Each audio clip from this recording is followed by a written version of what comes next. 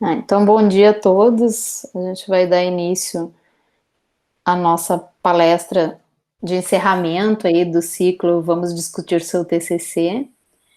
E hoje a gente tem a presença de duas convidadas, nossas palestrantes, com o tema Como elaborar o meu trabalho de conclusão de curso.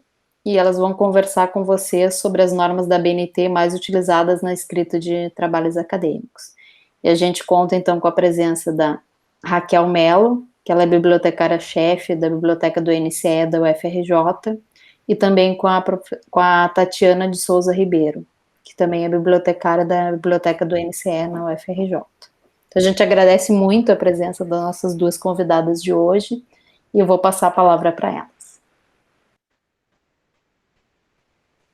Bom dia, Gisele. Boa a todos.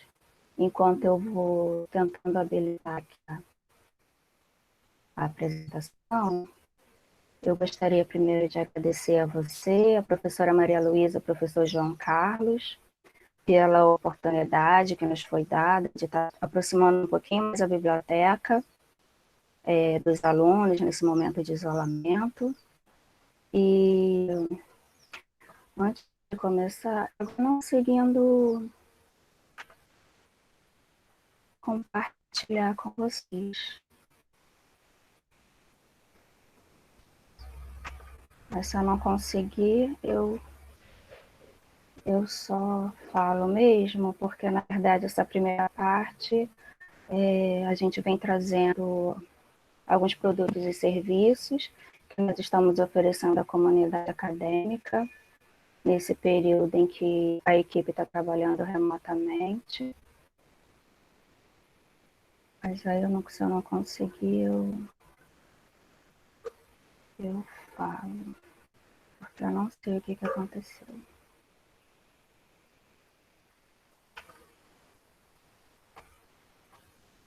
Ele não está reconhecendo, Gisele. Então eu vou só... Se quiser tentar, Raquel, pode tentar de repente sair da sala e voltar, e aí clicar naquele botãozinho de apresentar agora, se quiser fazer esse teste rapidinho. E pode ter sido algum problema na sessão. Deixa eu tentar aquela última vez. Vou ver se eu consigo. Agora.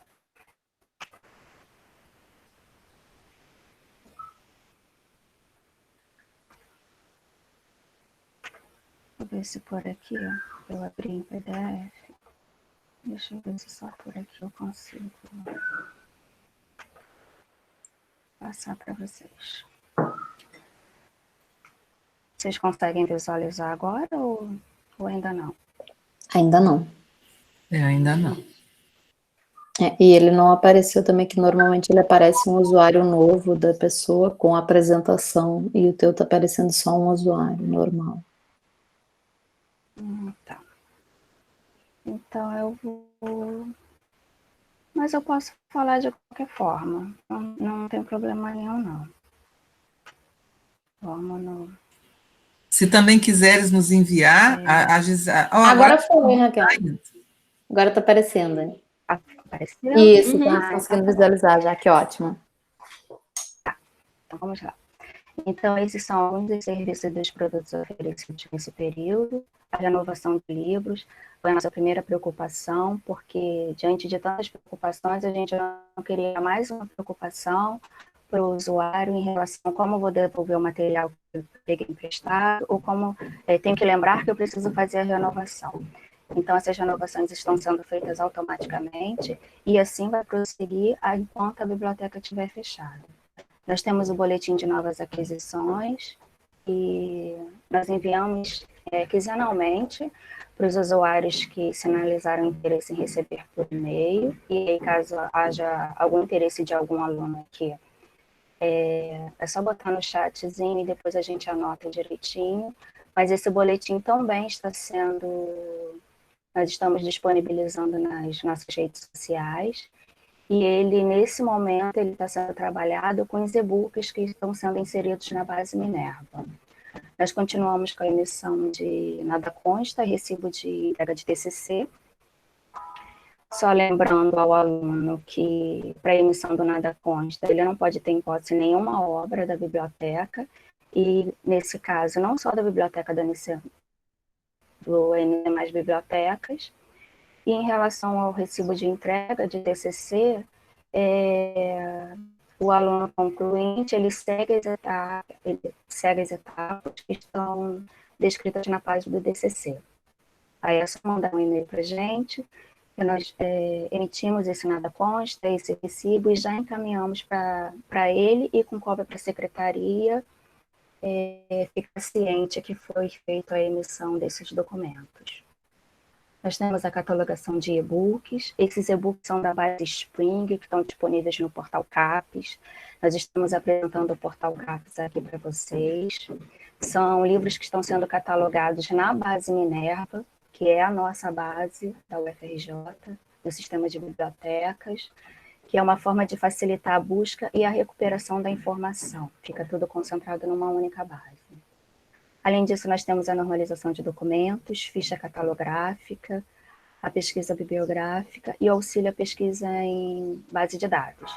Todos esses serviços, algum desses serviços a Tatiana vai estar, durante a palestra, ela vai estar apresentando para vocês com detalhes, mas assim, qualquer dúvida que vocês tenham, vocês podem estar entrando em contato com a biblioteca através do e-mail. E também as nossas redes sociais. Nós estamos no Instagram e no Facebook,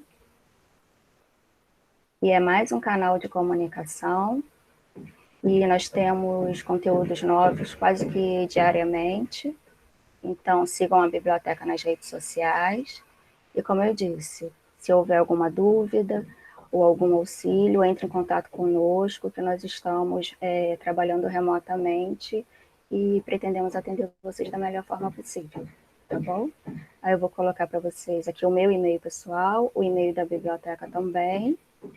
E agora eu passo a palavra para a Tatiana, que vai estar fazendo a apresentação de como elaborar meu trabalho de conclusão de curso. Obrigada, pessoal.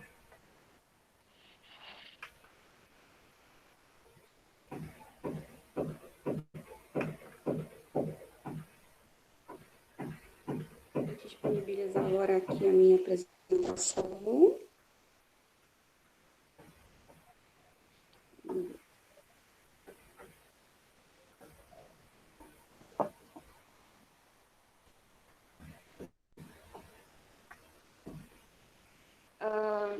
Então, a professora Gisele já me apresentou, então só passando aí para me apresentar, né? Eu sou a Tatiana, trabalho na biblioteca do NCE desde 2015, então a minha fala hoje aqui vai ser falando um pouco sobre as normas, que vocês aí, tanto os alunos de ciência da computação, acho que talvez tenha alguns alunos do BCMT, e até pessoas também de outros cursos, pessoas que estão fazendo doutorado, porque normas, na verdade, vai abranger para todo mundo, né? Então, eu trabalho com a parte de normalização também, lá na biblioteca do NCE, e vou passar essas informações para vocês nesse momento. Uma coisa que eu queria comentar é sobre perguntas, eu deixo muito livre para vocês me interromperem. Eu não sei se a professora Gisele, a professora Maria Luísa vão ficar acompanhando isso enquanto na minha fala. Para mim não tem problema, enquanto eu estiver falando, alguém tiver alguma dúvida, Tati, eu não entendi essa parte de citação, tem como voltar? Eu acho que aí deixar para o final, eu não sei, eu fico um pouco perdida, eu estou acostumada e para mim não tem problema que a minha fala seja interrompida para qualquer dúvida que vocês tenham, beleza? Tá bom, Tatiana, qualquer coisa que a gente visualizar no chat, a gente te sinaliza, tá? Fica à vontade. Aí, só comentando com você, eu acho que o seu microfone é no fone, né? Tem alguns momentos que a gente não está conseguindo te ouvir tão bem.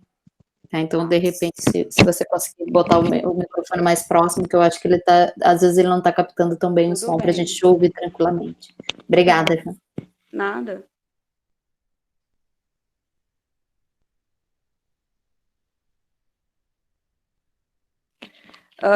Então, ok. Então, o tema da minha palestra, né, é como elaborar meu trabalho de conclusão de curso. Essa palestra a gente já está fazendo, acho que desde 2018 ou 2019, que o Departamento de Ciência da Computação, a gente conseguiu, né, esse espaço no curso, e está sendo bem interessante tanto para a gente, né, e para os alunos, que aí tira muita dúvida, né, porque você cursa, né, os 4 anos, aí chega no final, quando a gente fala em ABNT, já fica aquele monstro, aquele vilão, e eu tento também desmistificar isso, mostrar atalhos e tudo mais, para poder facilitar, que nesse momento de escrita a gente sabe que é bem complicado mesmo. Então, esse é o título da minha apresentação, como elaborar meu trabalho de conclusão de curso. Aqui eu estou trazendo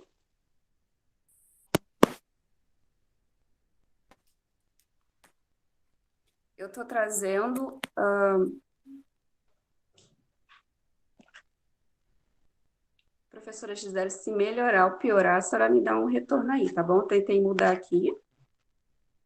Tá bom, a gente está ouvindo melhor, né? Melhorou? Sim. Ok. Essa tela que eu estou passando para vocês é para apresentar, falar um pouquinho rapidamente do portal da CAPES, passar uma informação confiável, né, que é importante, que eu sempre falo isso também nas aulas, da gente, nos nossos trabalhos, quando a gente for redigir um relatório, um trabalho que for apresentar em algum congresso, algum evento, pensarmos nas nossas fontes confiáveis, ter cuidado com que página a gente vai citar, vai falar de algum autor. Então, a UFRJ disponibiliza isso para o seu corpo discente, que é o portal da CAPES. A gente tem lá a assinatura de algumas revistas de áreas diversas, e aí vocês que são da computação podem utilizar esse portal. E eu só estou mencionando ele porque esse aqui não é meu foco, mas é para passar, e a gente também disponibiliza o treinamento de algumas bases. Então, se vocês tiverem alguma dúvida, eu queria aprender mais, mexer talvez na Spring, na I3E, Portal CAPES e outras bases, também podem entrar em contato com a gente, que a gente tem essa parte de treinamento também de base de dados. Então, aqui começando... Oi? Oi. Só para avisar que, em relação ao portal CAPES, quando nós estamos na universidade, há toda a identificação pelo IP da universidade, então fica mais tranquilo. Mas os alunos e professores, enfim, quem quiser acessar remotamente, tem que fazer o acesso pelo proxy ou pelo CAF, que é através da intranet, tá? Mas tudo isso a gente pode estar passando as informações certinhas pelo e-mail da biblioteca. É só fazer o contato com a gente, tá bom? Uhum. Ok. Então, eu separo essa minha palestra em 3 passos, né? Como é que seria o nosso TCC, né? Na minha escrita. Então, eu boto assim, antes da escrita, durante o processo que eu estou escrevendo e após. Então, começando aqui, o que eu faria antes de começar a escrever o meu trabalho de conclusão de curso ou dissertação, para quem estiver aqui no mestrado, doutorado e tudo mais, ou até numa especialização. No caso aqui, os alunos da ciência da computação, primeira coisa, irem no site do DCC e pegar os templates que já estão disponibilizados lá. A gente tem 2 templates, um em doc e outro em LaTeX. Então, isso é uma coisa que eu gosto de frisar muito, porque às vezes fica muito... Antigamente, a gente tinha muita réplica, que o meu amigo usou aquele, aí passa, aí o amigo do amigo passa, e às vezes não estavam muito corretos. Então, esses já estão corrigidos, e é isso que eu sempre aconselho, assim, se você já está na metade do seu trabalho, assim, ou ficar preocupado, manda um e-mail para a gente, fala assim, Tati, eu peguei isso aqui no meio do caminho, esse template está mais ou menos, porque a orientação primeira coisa, pegar o template lá no site do DCC, aqui tem uma telinha, depois eu vou disponibilizar essa apresentação, que ela já está com os links, e aí quando vocês forem clicar e tudo mais, já vai direcionar lá para as telas. Eu fico com medo aqui de falar muito e nossa hora passar. Mas essa primeira dica que eu passo para vocês, site do DCC, não dá para enxergar muito, mas o link, quando vocês clicarem na imagem, já vai direcionar. Mas se fosse a gente estivesse lá na página, tem página inicial, informações, seria ensino, projetos finais, e aí ele vai abrir a página para vocês. A segunda dica, antes da escrita, entrar no site do SIB, que é do Sistema de Bibliotecas de Informação da UFRJ. E por que eu recomendo que vocês acessem lá? Porque lá estão os manuais da própria UFRJ para normalização de trabalhos acadêmicos. Então, outro momento que eu falo, a gente vê, tipo assim, eu pelo menos eu sou bibliotecária, então normalização é muito o meu dia a dia, assim, meu arroz com feijão está na minha veia, como programar, eu acho que é para os analistas de computação. Então, eu vejo muita informação errada, e, quer dizer, acho que em várias áreas. Então, você vai ver vídeos no YouTube de gente que está falando de normalização, de ABNT, e que não tem propriedade nenhuma para falar sobre isso. Então, eu gosto sempre de chamar a atenção, busquem fontes confiáveis. Então, existe o nosso sistema de bibliotecas, tem uma página e que disponibiliza vários manuais para vocês. Então, é o local mais seguro que vocês podem procurar, tirar alguma dúvida. Se tiver muito técnico, aí eu falo, a gente também, nós bibliotecários, estamos lá para poder decifrar esses termos muito técnicos. E essa é a segunda dica que eu tenho para dar para vocês antes da escrita. Aí, durante a escrita, como é que seria? Então, nesse momento agora, eu vou falar basicamente das 3 normas que a gente mais utiliza nos trabalhos acadêmicos. Agora eu vou falar da norma de trabalhos acadêmicos, que é a NBR 14.724. E aqui eu tenho uma figura que ela está mostrando cada seção, né, do trabalho. Está meio pequenininho, mas ele está explicando todo mundo que vem antes e todo mundo que vem depois, né? Que a gente tem as partes pré-textuais e tem o pós-textual. O que é o textual? Seria a introdução, né? O que está ali no meio, metodologia, análise de dados, referencial teórico, conclusão, e o pós, que é o que vem depois disso, são o quê? As referências, glossário e tudo mais. Eu trouxe aqui, sempre quando eu dou essas aulas, eu levo um exemplo. E aí eu estou na minha casa, mas, por sorte, eu tenho a minha da especialização, que eu fiz na UFRJ, e aí eu vou folhear mais ou menos para mostrar alguma coisa física que é real. Vamos lá. A visualização vai ficar boa, mas só para a gente se acompanhar, e eu gosto de dar exemplo, né? Então, essa foi a minha capa, seria a minha capa, tem o logo aqui da UFRJ, eu fiz a minha especialização lá na NCE também. Então, para a gente mais ou menos acompanhar a imagem que está lá. Então, eu tenho a minha capa, eu tenho a minha folha de rosto, que é tipo parecido uma capa, só que ela tem um quadrinho, né? Que aí, normalmente de vocês assim, trabalho de conclusão de curso apresentado pelo departamento de computação, como parte dos requisitos para bacharel em ciência da computação, eu acho, agora eu já não lembro. Então, aí a gente vai indo. Nós temos uma folha de aprovação, que é aquela que a banca vai assinar. Não está legível, mas estou tentando aqui só para ficar um pouco didático e tudo mais. Depois a gente tem o quê? A gente tem uma dedicatória. No meu trabalho eu não fiz a dedicatória, porque eu vou explicar também dos elementos opcionais e os obrigatórios. Aí eu já fui direto para os meus agradecimentos, que aí a gente vai, agradece a quem a gente quiser e tudo mais. Aqui na minha outrazinha folha, eu coloquei uma epígrafe, uma frasezinha lá no final, que aí quando você quer, sei lá, pegar alguma frase que tenha a ver com o teu trabalho, e aí é muito do autor, né? É um elemento opcional também. A gente tem aqui o resumo. Deixa eu ver lá atrás, acho que eu não pulei ninguém. Tem o resumo, que aí você vai resumir o teu trabalho, né? Colocando as palavras-chave lá embaixo também.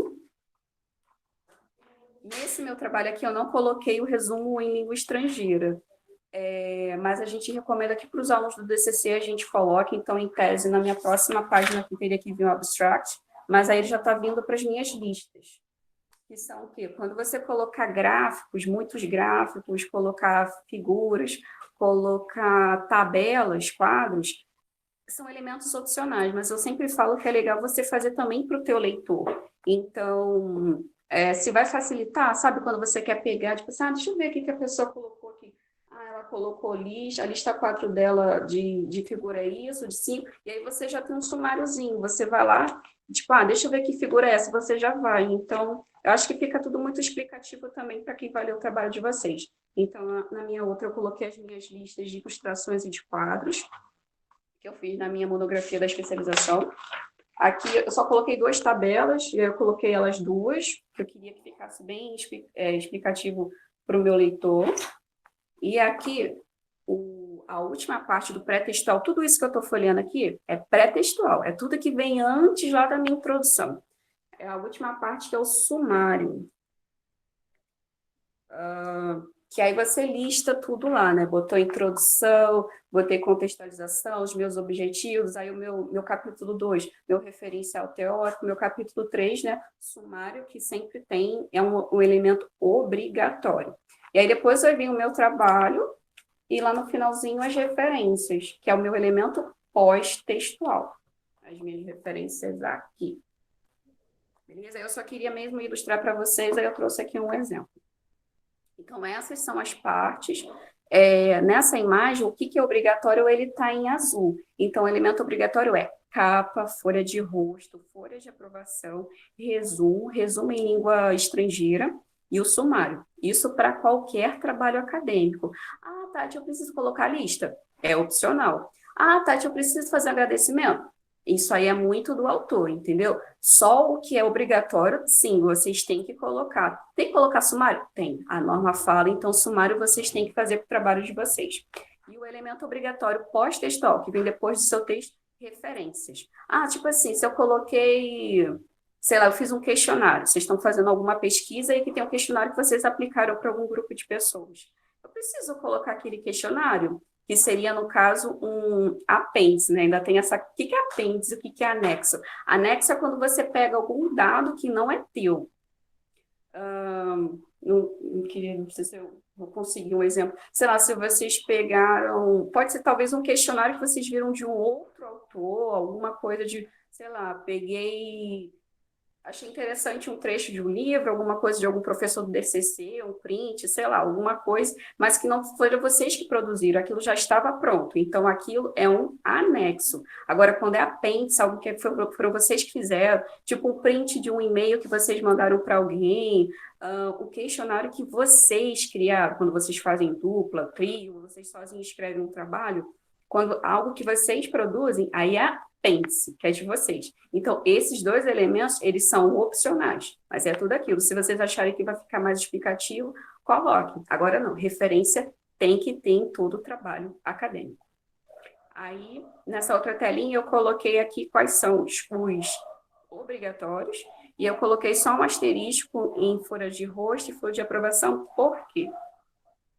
Na nossa folha de rosto dos alunos, na verdade, de todo o trabalho, eu falo sobre a ficha catalográfica. Ela vai ser a parte do nosso trabalho que ela vai ser impressa frente e verso, porque vem a folha de rosto, aquele quadrinho, que está muito pequeno aqui, e aí no verso da folha de rosto vai vir a ficha catalográfica. Aqui é a minha fichinha que eu fiz, que é aquele quadrinho que a gente vê lá no verso dos trabalhos, a gente vê também ficha catalográfica, vocês quando vão ver algum livro, eu trouxe um aqui que eu estou lendo na minha casa, e aí eu queria mostrar a ficha catalográfica do livro. Tem todo, né? Estou me desdobrando aqui, que é esse quadrinho que fica. Então, eu chamo a atenção porque sempre que vocês foram, quer dizer, na verdade, os alunos da ciência da computação, a gente não pede mais impresso. Então, vocês não imprimem, mas ela tem que estar lá no objeto digital, lá no PDF. Então, eu só chamo a atenção se vocês forem imprimir para vocês alguma coisa, ou eventualmente, quando vocês forem passar para o mestrado, já fica, naquela aula da Tati que ela me falou, a ficha catalográfica tem que ficar no verso da folha de rosto. Então, é isso que eu chamo a atenção. E a questão da folha de aprovação, que tem que estar assinada. Quando vocês forem defender o projeto final de vocês, levem algumas folhas, assim, porque às vezes até o título muda, mas é só por segurança, que eu sempre oriento para os alunos também, porque vocês vão pedir para a banca, no dia, assinar, e aquela folha vocês vão digitalizar e colocar no arquivo. Tudo bem? Qualquer dúvida aí, se eu estiver falando muito rápido, botem aí no chat, que aí a professora Gisele aqui me interrompe, e aí eu volto e falo novamente. Então, folha de rosto, para vocês terem atenção por causa da ficha, é a única parte do trabalho de vocês que é impressa também frente e verso. E folha de aprovação.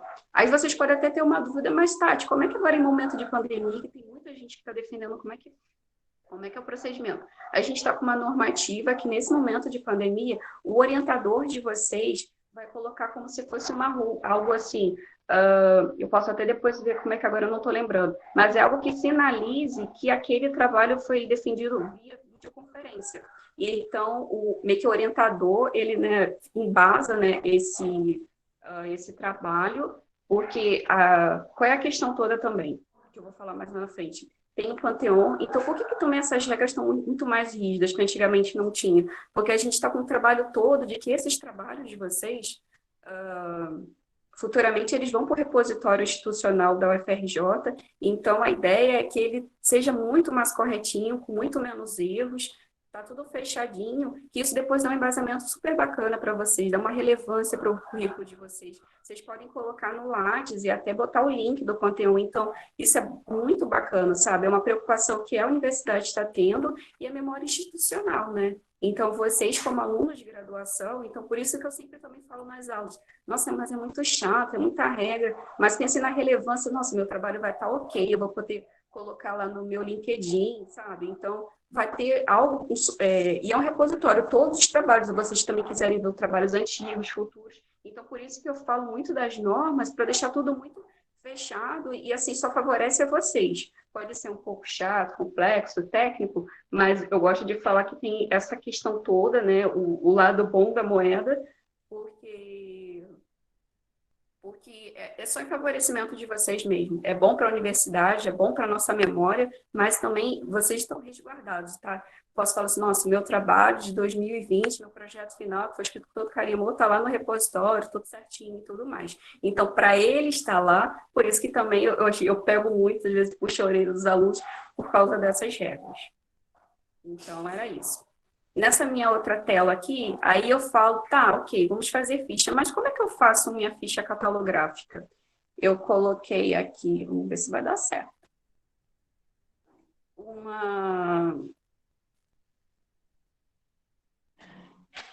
Abri aqui o link, só para mostrar um pouquinho para vocês, para não ficar só expositivo. Aquele link lá, aquela imagenzinha, ele vai direcionar para cá, que é dentro da página que eu falei do Sistema de Bibliotecas da UFRJ, eles desenvolveram esse formulário. Então, vocês só vão vir aqui, essa é a parte fácil. Eu falo, gente, ficha não é um problema, não é um bicho de 7 cabeças. Lembrando que esse programa só faz para quando é um aluno só. Então, se vocês forem fazer trabalho em dupla, em trio, aí vocês têm que mandar e-mail lá para a gente, que aí eu faço o manual mesmo. Mas vai fazer sozinho? Tá no mestrado e tipo, caramba, Tati, como é que eu faço? Essa instrução é para todo mundo. Sou do BCMT, a mesma coisa? Mesma coisa. Vocês vão vir aqui, vão digitar o nome de vocês, título do trabalho. O Cutter é um código que a gente tem, que vocês veem quando pegam um livro lá emprestado, que é um númerozinho que a gente pega o último nome do autor. E aí, vou fazer um exemplo, eu gosto de fazer nas aulas que fica muito mais prático. Desculpa, professora Maria Luísa, o seu último sobrenome é Campos, não é?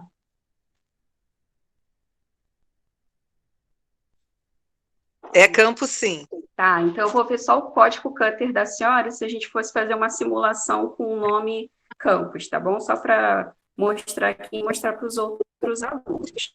Ok, obrigada. E aí eu digito aqui Campos, só para mostrar para vocês. Você está muito rápido. Digitei lá Campos, venho aqui gerar código de Cutter.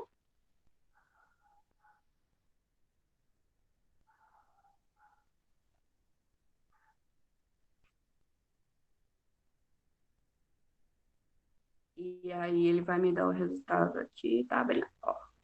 O código gerado é 198, tá bem para vocês, mas esse que está aparecendo aqui.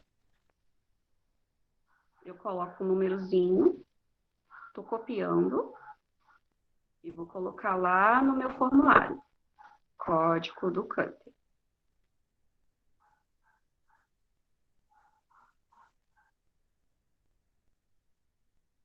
Deixa eu aumentar mais o zoom para vocês. E aí colei aqui.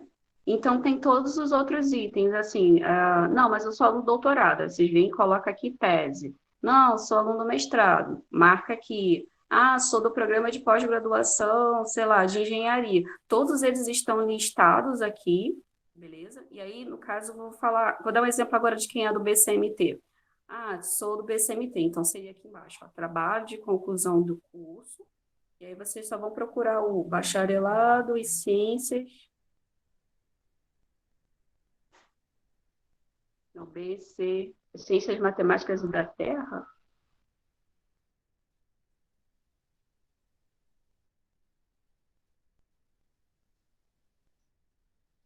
Tá, ciência da computação eu achei. Aqui, Ciências Matemáticas e da Terra. Aqui a gente coloca o nome do orientador. Sei lá, se fosse a professora Gisele. Não, acho que é com mais só. Gisele, eu vou chutar aqui que eu não lembro o nome, não sei se acho que é Rabelo.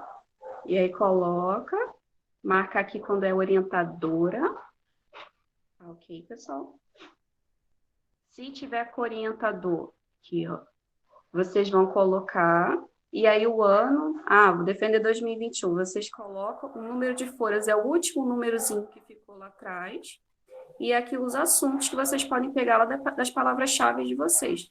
Então, depois que vocês preencherem tudo isso aqui, clicarem em enviar, ele já vai gerar ficha. Então, eu gosto de falar que essa é a parte tranquila, não é um bicho de sete cabeças, e aí eu queria fazer, não junto, mas mostrar para vocês, e que é uma ferramenta que ajuda muito na hora dos alunos, na escrita do trabalho de vocês.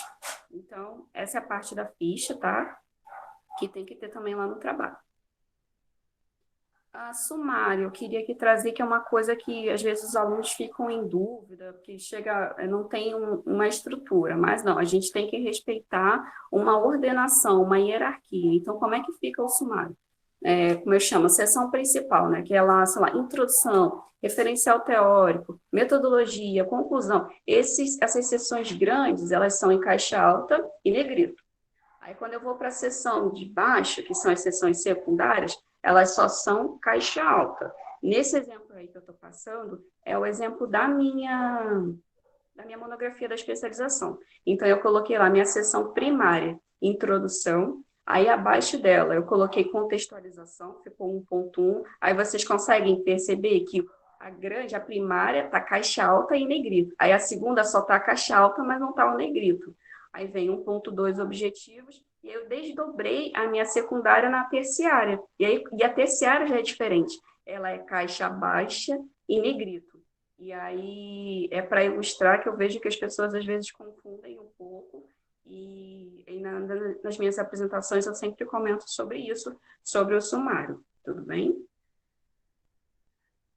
Aí aqui eu estou trazendo a Meryl Streep. Agora apareceu a Mary. Para poder fixar na cabeça da gente que nosso trabalho, a fonte é 12, o espaçamento é 1,5. Às vezes eu vejo trabalhos que está lá capa com 14, 16. A gente não precisa dar destaques assim. Destaques, na verdade, a gente só dá no nosso trabalho quando a gente quer grifar, quer dar alguma coisa, uma relevância maior. Mas o nosso trabalho ele é digitado todo em tamanho 12, com exceção de algumas coisas que a gente vai colocar, que eu vou ler daqui a pouco as notas. Então, sua capa, seu nome do trabalho, o nome do título pode vir tudo em 12. E nada com espaçamento que não seja 1,5. Aí agora vamos lá para as exceções. Fonte 12, espaçamento 1,5. Com exceção das citações de mais de 3 linhas, que eu vou falar mais para frente, das notas de rodapé, que são aquelas notas lá embaixo. Às vezes você está falando de alguma coisa, aí quer explicar talvez um conceito, mas você não quer explicar o conceito aqui que pode atrapalhar a tua escrita. Aí você vai e faz uma notinha aqui, aquilo que se chama nota de rodapé. Então, essa nota de rodapé, ela é tamanho menor que 12, tá ok? É por isso que a gente está falando ali nas exceções. Nota de rodapé, nas legendas de ilustrações, quando a gente coloca uma imagem, você botou o título da imagem e a fonte. Então, tem a fontezinha, né? A fonte da legenda, ela também é tamanhozinho menor. Fonte das tabelas e das referências, que devem estar com... e as referências que têm espaçamento simples. Então, no caso, é o trabalho que não é um e-mail, quer dizer, a parte do trabalho que não é um e-mail e não é tamanho 12.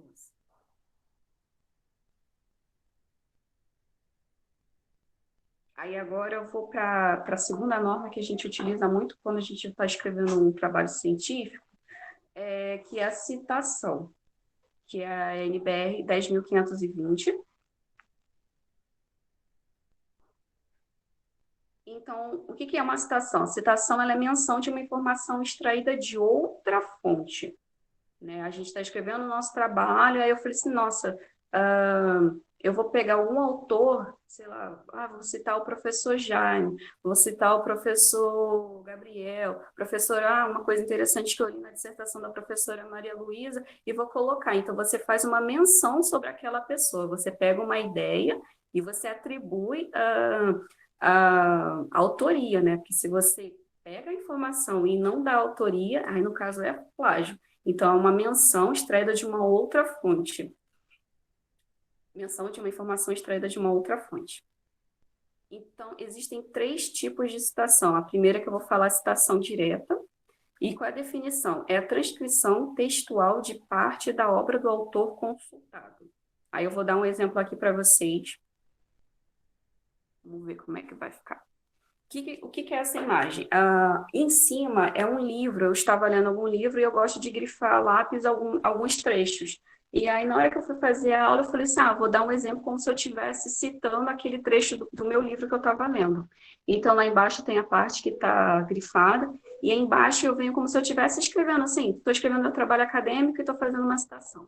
E aí eu vou ler aqui para explicar um exemplo de citação direta. No livro A Arte de Ser Leve, a autora Leila Ferreira narra um diálogo com sua amiga. Ela faz o seguinte relato, 2 pontos, abre aspas. Quero ficar gordinha ou gorda, como disse o infeliz do meu ex-namorado, a emagrecer passando fome junto com os meus pneuzinhos, perder o senso de humor. Ponto, fecho aspas, abri parênteses, Ferreira, vírgula, ano, página. Então, aqui eu estou trazendo um exemplo de citação direta para vocês.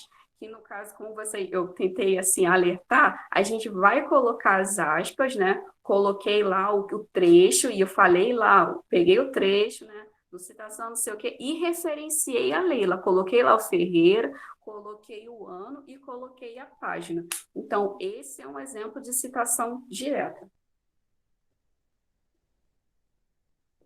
Eu estou trazendo agora mais um outro exemplo, que a gente tem citação direta, mas ela pode estar de uma forma um pouco diferente. Esse em cima é um outro trecho de um livro, e aí embaixo eu estava querendo exemplificar se eu estivesse citando, né, esse livro no meu trabalho. Então eu coloquei, Lia Luft, 2013, diz que, 2 pontos. Somos responsáveis também por nós. Somos, no mínimo, corresponsáveis pelo que fazemos com a bagagem que nos deram para esse trajeto entre nascer e morrer. Carregamos muito peso inútil. Largamos no caminho objetos que poderiam ser preciosos e recolhemos inutilidades. Aí eu coloquei o ponto, coloquei a Luft, o sobrenome da autora, e botei o ano e a página. Eu não sei se vocês conseguem perceber, mas aqui a gente não tem o recurso das aspas. E por que não tem as aspas? Não sei se vocês já ouviram falar, quando a citação é mais de 3 linhas. Esse é o caso. Então, quando você está escrevendo lá no seu editor de textos, aí, botou a citação, tem 1 linha, citação tem segundo, está escrevendo a citação, aquele trecho é muito importante. Terceira, quando passou para a 4ª, aí ela já vai ser um pouco diferente. Aí, não sei se vocês conseguem reparar, ela tem a letra é um pouco menor e ela tem um recuo de 4 centímetros. Então, isso é um pouco técnico, mas assim, acho legal e eu ilustro para vocês que esse é meu objetivo, de falar que existem esses 2 casos. O que era o primeiro? O primeiro, a nossa lá da Leila Ferreira, deixa eu voltar aqui. Se vocês perceberem, ela só tem 3 linhas. Então, ela está na mesma linha, só com as aspas, não precisou a gente fazer o recuo. Porque se ela ultrapassar 3 linhas, que é esse caso, aí a gente vai diminuir e vai fazer o recuo. Beleza? Esse é o caso de citação direta. O que é que eu tinha comentado? Quando você faz uma menção, você extraiu da outra fonte e você referenciou. Peguei lá o que a Lia Luft falou, nossa, achei muito interessante aquilo que ela falou, vou colocar no meu trabalho. Ok, pegou o trecho, botou, colocou o recuo, né? Porque no caso ela é grande, botou o sobrenome, botou o ano, a página. Ok, fechou, tá certinho. É assim que se faz uma citação direta. Agora eu vou para indireta. E qual é a definição de uma citação indireta? Ela é um texto baseado na obra do autor consultado. Então, na direta, a gente vai pegar do jeito que estava, com as mesmas palavras e vai colocar no nosso trabalho. A indireta, você vai pegar a ideia e vai colocar. Você vai reescrever, sei lá, o que foi que a Lia Luft fez, mas com outras palavras. Aí você pode falar assim, mas não foi o que a Lia Luft diz. Mas é quase... Não sei, a gente poderia fazer algumas analogias, mas se você pega a ideia de alguém, um código, alguma coisa, e você muda, se bem que código eu não sei, eu também não sou da área, posso estar falando alguma besteira.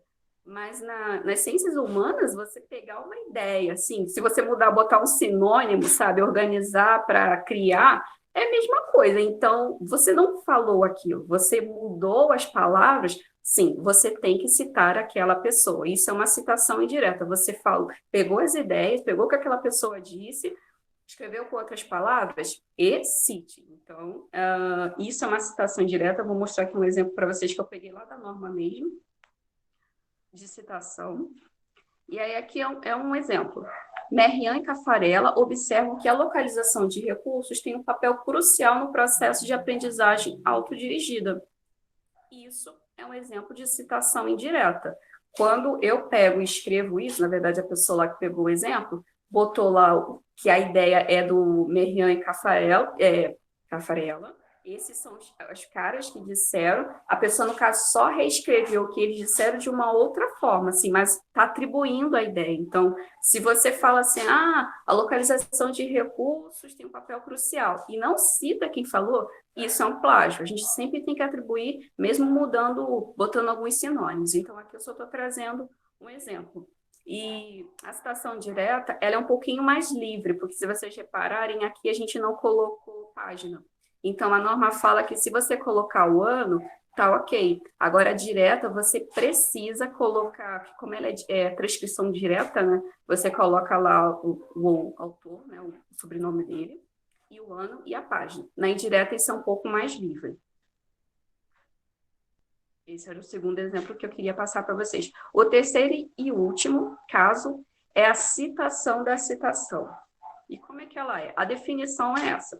Citação direta ou indireta de um texto em que não se teve acesso ao original. O que basicamente é que eu já tinha falado. Na citação direta e na indireta, eu estou lá com um livro físico, estou lendo, falei assim, nossa, esse trecho aqui está muito interessante. Aí eu pego, não sei o quê, joguei lá no meu trabalho, a transcrição está direta. Eu sempre tive acesso ao original. Na direta, quando eu pego tudo, ou quando...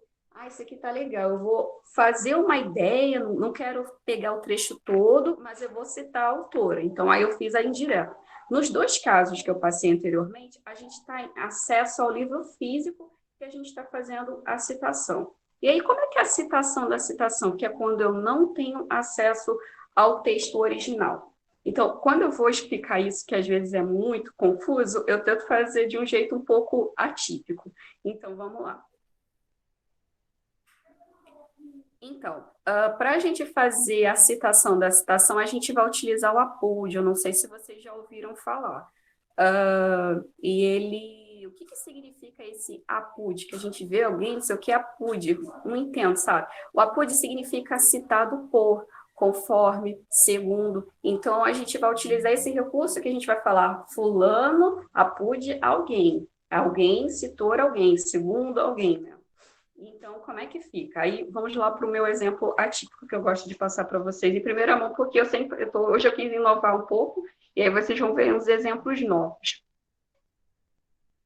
Vamos lá. Estou lendo o livro do Peter Parker. Estou lá, lendo o livro do Peter Parker, não sei o quê. Chegou em algum momento assim, eu falei assim, nossa, que citação interessante. O Peter Parker está lendo assim, eu vou derrotar o vilão. Mas quem falou aquilo foi o Tony Stark.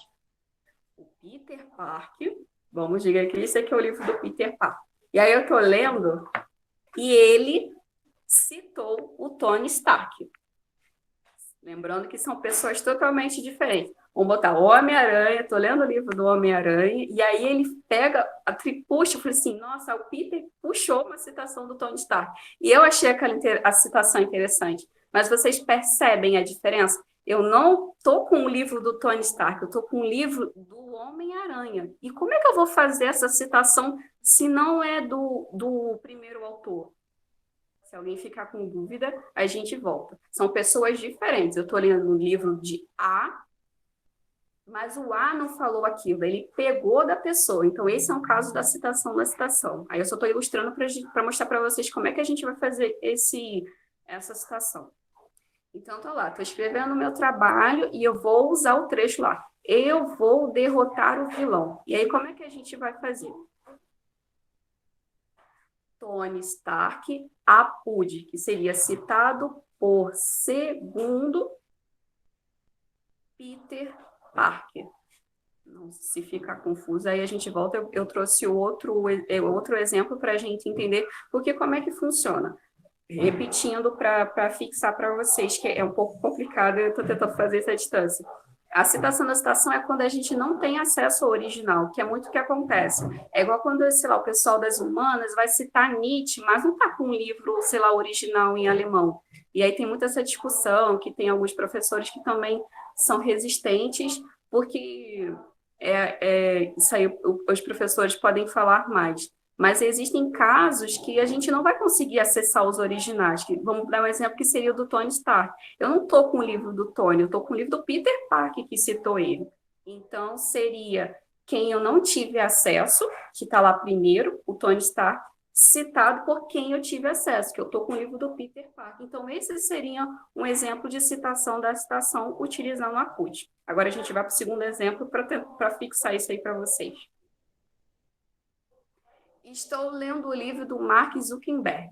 Estou lendo o livro lá do cara que criou o Facebook, estou lá, não sei o quê, estou lendo o livro lá. Nossa, que citação interessante. Mas não foi o Mark que falou isso. Quem falou isso foi o Steve Jobs. Somos gigantes na tecnologia. Lembrando que isso é tudo exemplo, tá, gente? Eu não... Tudo aí foi eu que inventei da minha cabeça só para explicar para vocês o que é a citação da citação. E aí eu quero usar essa frase no meu trabalho. Somos gigantes na tecnologia. Mas como é que eu vou fazer isso se eu não estou com o livro do Steve Jobs? Eu só estou com o livro do Mark Zuckerberg, que citou o Steve Jobs. Lembrando lá? Eu estou com o livro do A, mas o A pegou uma citação do B. Então, eu não estou com o B no físico, não está na minha mão, eu só estou com o A. Então, a gente vai utilizar o acude. Então, vai ficar lá. Somos gigantes na tecnologia, então quem vai ficar na frente? Vai ficar na frente sempre quem não tem um acesso original. Então, eu não tive acesso original de quem?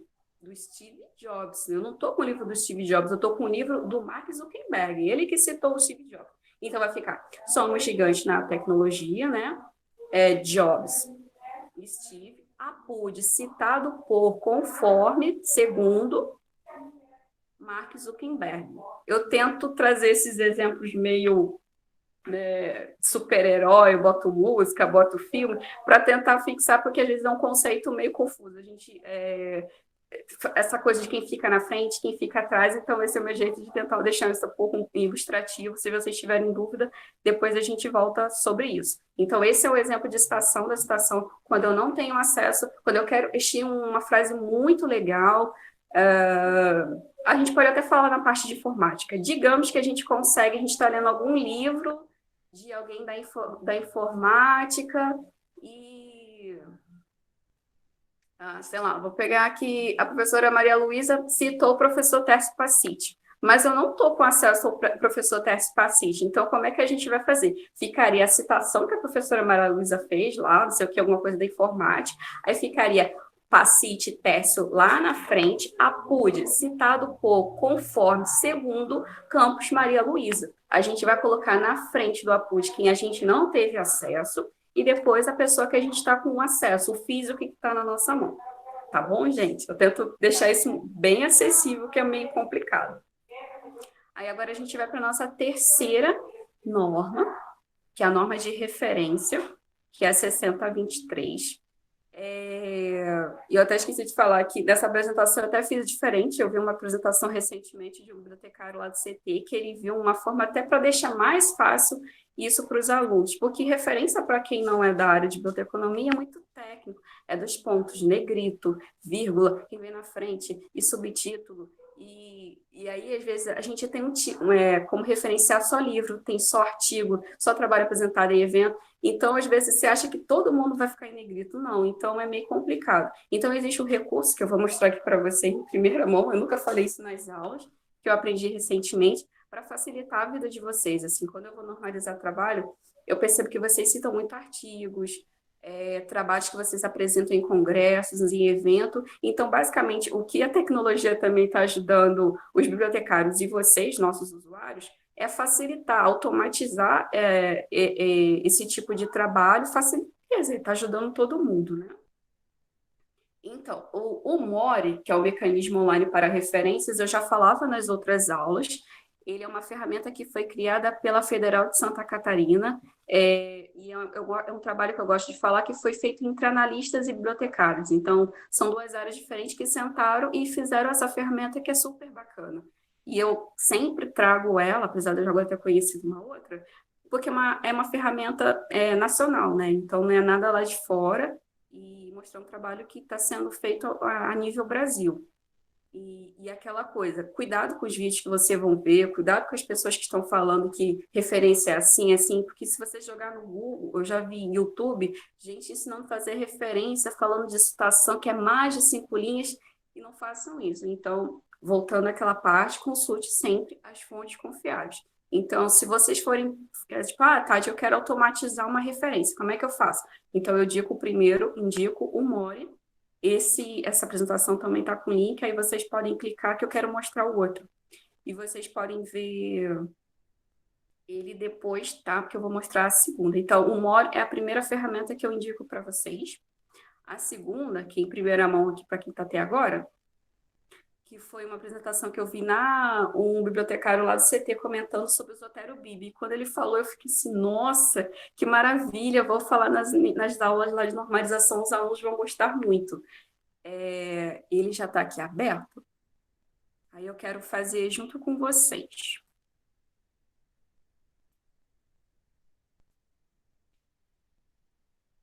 Então, gente, essa é a carinha do Zotero Bibi. Então, foi mais ou menos o que eu falei. Ele vai automatizar, ele vai fazer o que eu faço, às vezes, quando os alunos chegam lá, que está com a referência, eu faço na mãozinha. Então, isso daqui é para facilitar vocês. Tipo, ele vai fazer a referência, vocês só vão pegar, copiar e colar lá no editor de texto de vocês. Então, como é que funciona? Deixa eu aumentar aqui o zoom. Então, aqui ele fala que vocês podem colocar o URL, ISBN. ISBN é quando a gente tem aquele... Se vocês tiverem algum livro aí em casa, normalmente a gente vê o ISBN, essa é a capa do livro que eu estou lendo. ISBN sempre está na última folha do livro. Ó, última folha, naquele código de barras aqui, ó. Tem todo o livro, tem. Assim. Se vocês forem pegar algum livro aí na casa de vocês, o ISBN vai tá lá, como se fosse o CPF, assim, cada título cada obra tem o seu ISBN.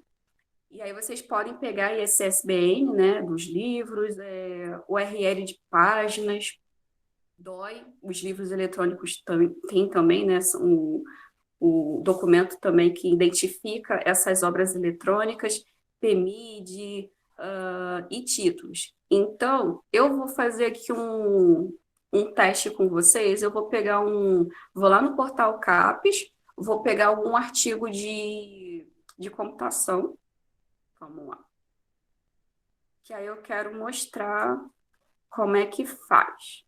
Que para mim, quando eu vi isso, para mim é quase tirar coelho da cartola, eu achei super intuitivo.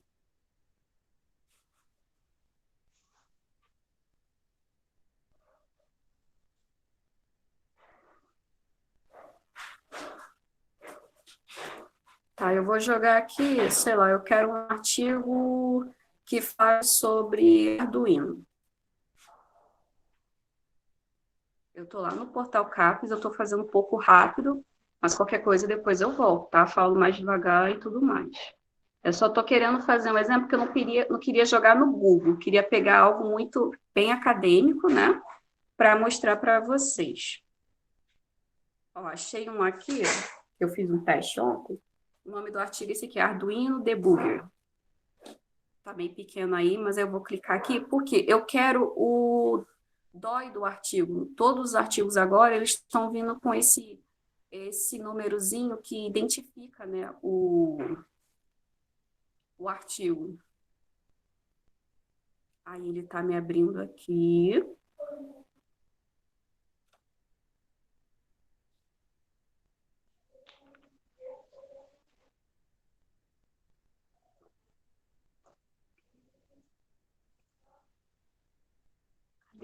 Cadê o DOI, gente?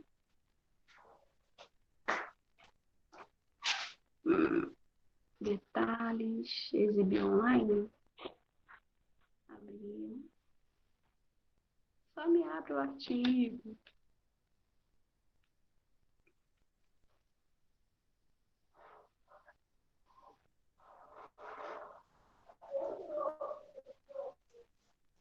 Se vira nos 30, mas vamos lá.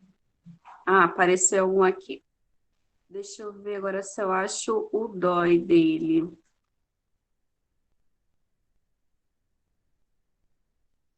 Ah, tá aqui, ó. Ó, então, a temperature, aqui tá o título do artigo. Aqui, ó, bem pequenininho, vou tentar aumentar para vocês. Paper in Physics é o nome da revista, tá bom?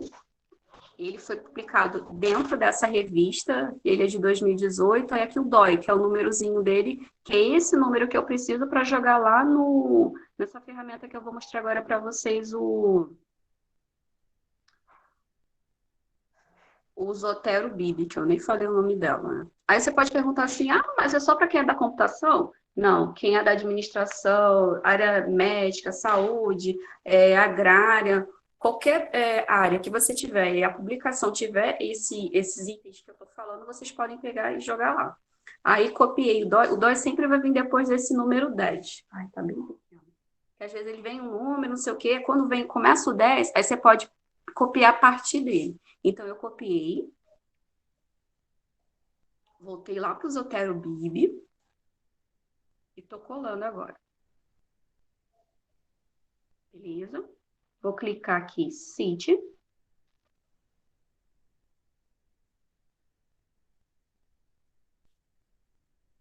E aí ele me apareceu esse daqui, ó. Eu nem tinha visto o nome eu lembro só que era a revista Paper Physics, eu lembro que ele era de 2008, mas não cheguei nem a mostrar os autores. Então, isso aqui ele ainda não está correto. Ele pega uma coisa que já está pré-determinada aqui, mas não é esse, como é que a gente fala? Porque existem várias normas também de referência, então a gente está usando a ABNT, então eu vou colocar essa referência nos moldes da ABNT, para ficar fechadinho.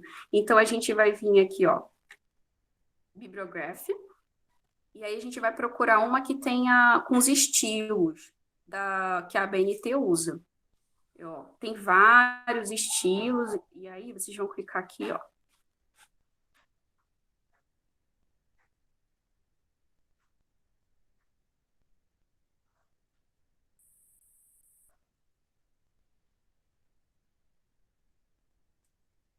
A gente vai pegar o do IBICT. Instituto. Porque o IBICT sempre, o que ele faz? Para facilitar também os pesquisadores, ele pega os estilos, porque eu ainda não entendo muito de LaTeX, mas já porque acaba que tem, assim, que eu também às vezes falo com os alunos, tem gente que chegava com templates lá na biblioteca e falou assim, ah, mas está no estilo ABNT. Mas o problema é que a pessoa que criou o estilo para deixar o trabalho todo, conforme todas essas normas que estou falando, ele coloca o nome de ABNT, mas ele não entende de ABNT. Então, a gente tem que ter cuidado com essas coisas. Não necessariamente porque está com o nome, a pessoa entende da norma para poder falar, ele está aos moldes da ABNT. Então, eu estou pegando o estilo de alguém que é reconhecido, que é o IBICT, e ele fez o estilo aos moldes. Então, nele é uma fonte que eu conheço, que eu confio, e aí eu vou acreditar, né? Nele, tudo bem. E aí ele tem essas opções aqui. Tem com autoria abreviada, mas aí eu vou solicitar esse aqui, ó. Vou adicionar esse que está com autoria completa. Aí, cliquei. E aí, para mim, a mágica acontece. Ele já está, o artigo, nos moldes da ABNT. Eu fiquei fazendo bem devagar, até porque eu estou fazendo de passo a passo, mas eu posso dizer que isso é muito prático para vocês. E o mais importante, não é ser só rápido, é ser correto, relevante, confiável. Então, é a dica que eu dou, que eu posso falar, ó, podem espalhar para os colegas de vocês. Zotero Bibi é show. Então, e é isso, esse era a dica, o pulo do gato que eu queria passar para vocês em primeira mão, que eu ainda não passei isso em nenhuma outra turma que eu falei, que eu soube recentemente. Então, assim, pegou o copy, tem aqui o link de copiar. Agora eu não consegui. Mas tinha um. Ah, tá. Selecionei, peguei, copiei, colei lá no meu editor de textos e pronto, já está a referência nos moldes da BNT para vocês. Vou voltar aqui para a minha apresentação. E então, a dica que eu dou para vocês, More, que é uma... O More, ele só pede o DOI. O legal do Zotero Bib é que ele pega o URL, então você pode pegar o URL de sites, jogar lá, que ele já vai fazer a referência, e outras que agora eu esqueci aqui de cabeça. Ah, tá bom, apresentação. Aqui tem um exemplo que eu vejo também que o pessoal referencia muito o site. E aí eu queria fazer, esse aqui acho que vai ser mais rápido, que é só o URL. Eu peguei uma notícia do Jornal Dia, essa notícia...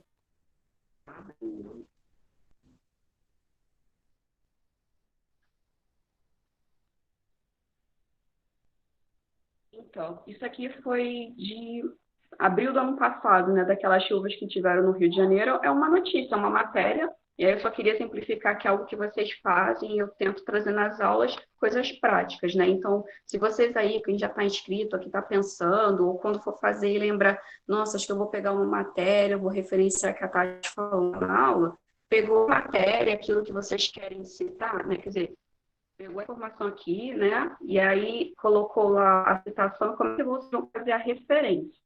Então, vocês só vão copiar lá o URL da matéria.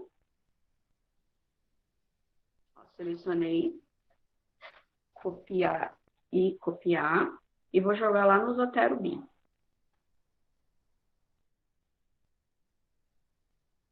Colar. Cite.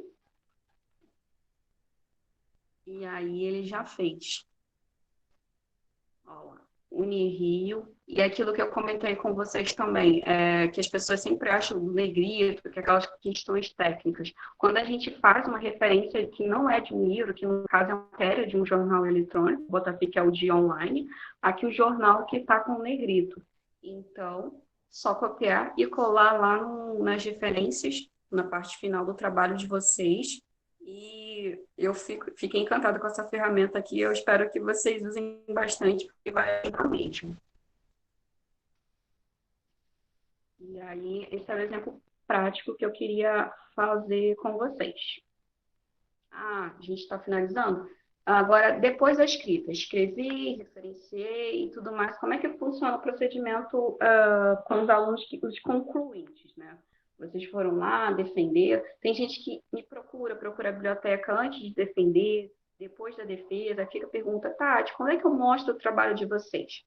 O nosso trabalho para a biblioteca. Isso fica muito critério de vocês. Às vezes eu falo, pode ser depois da defesa, que normalmente a banca muda alguma coisa, e aí eu posso fazer uma revisão, olhar, ver se vocês fizeram tudo certinho, e depois vai ter que fazer outra modificação.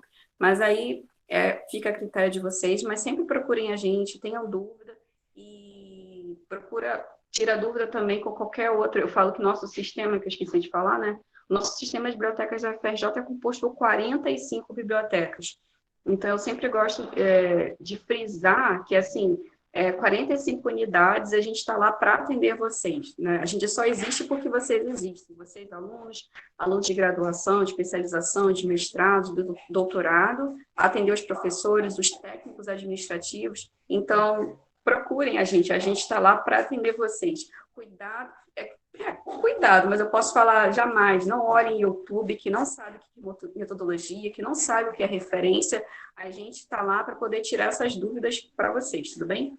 Então, depois, vocês vão lá na biblioteca, vão mostrar, ó, defendi o trabalho, pode ser até agora remotamente, eu estou recebendo alunos de e-mails de alunos que estão defendendo, que já estão com data marcada, e como é que agora é o procedimento? Então, manda para a gente, eu olho para ver se está tudo certinho, se, no caso, já defendeu, se o orientador foi lá e botou a assinatura lá que a banca foi feita por videoconferência, se o sumário de vocês está ok, se o resumo está certinho, vocês botaram as palavras-chave, isso tudo que eu mais ou menos passei aqui.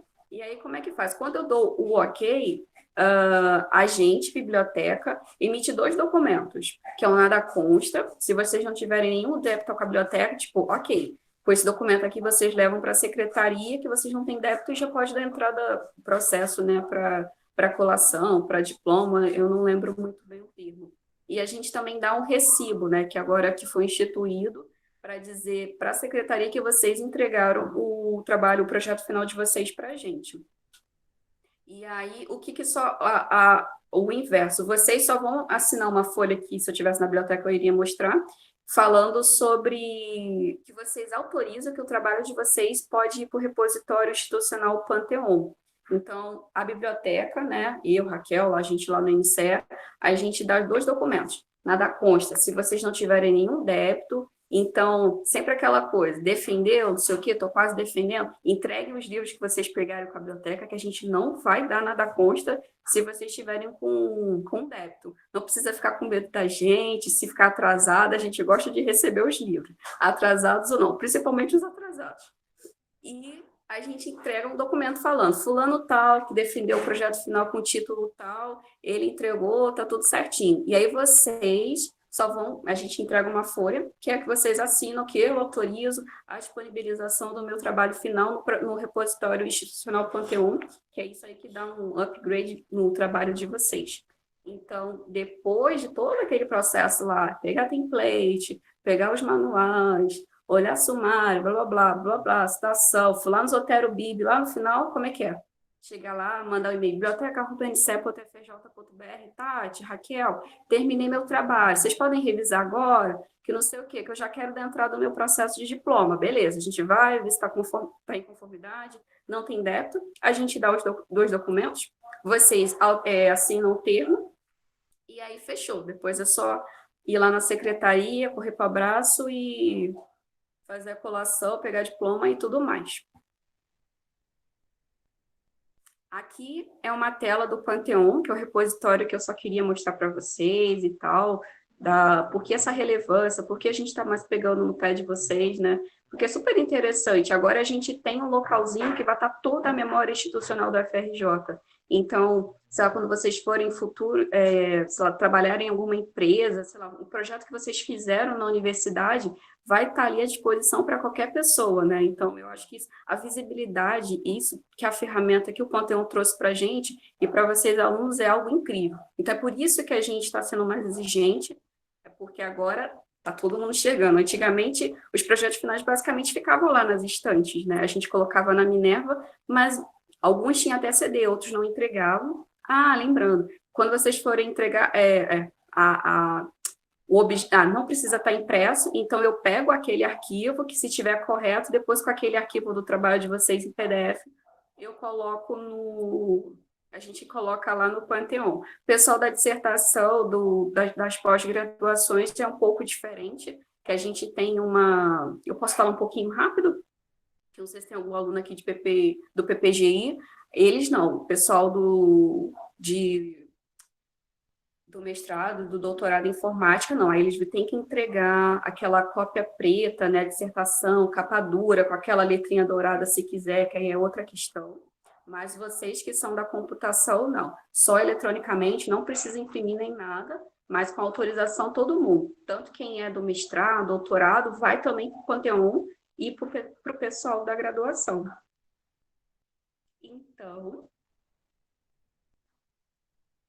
essa era a minha última tela. Eu agradeço a oportunidade aqui de estar falando em nome da biblioteca do UNCE, da paciência que vocês tiveram, porque foi um desafio muito grande falar de normas assim à distância, sem interação, sem ver os olhinhos de vocês, sem vocês tipo, sem as dúvidas, a distância é um desafio, mas a gente está sempre se reinventando, adaptando, e foi um prazer. Agradeço aí a todo mundo, professora Gisele, professora Maria Luísa, professor Gabriel aí também, que falou da gente do lado do nosso trabalho, aos alunos aí, tá bom? Esse é o e-mail de contato da nossa biblioteca.